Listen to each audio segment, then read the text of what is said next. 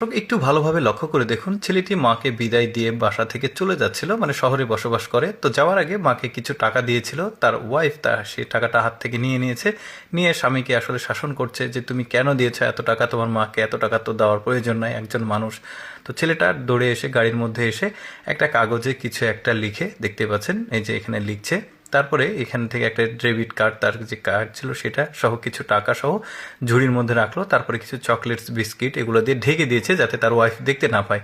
তো যেহেতু টাকা নিয়ে নিয়েছে, তার ওয়াইফ আবার চেক করছে এর মধ্যে টাকা আবার দিয়ে দেয়নি তো তার মাকে। তো যাই হোক, টাকাটা সে খুঁজে পায়নি। তো ছেলেটা এখন এই ব্যাগটা তার মাকে দিবে, আর এখান থেকে একটা বিস্কিট বা কেক সে খাওয়াচ্ছে, আর সে মনে মনে ভাবছে যে আসলে ছোটবেলায় আমার মা ঠিক এভাবেই খাওয়াতো, আর আজকে আমার ওয়াইফের পাল্লায় পড়ে আমার মাকে আমি সেবা যত্ন করতে পারছি না বা মাকে ভালোবাসতে পারছি না। দেখেছেন আসলে কতটা কষ্ট নিয়ে আসলে এই মা থাকে, চিন্তা করে দেখুন। তারপরও মায়ের জন্য, মানে বাচ্চার জন্য তার ভালোবাসা কিন্তু সে আগের মতো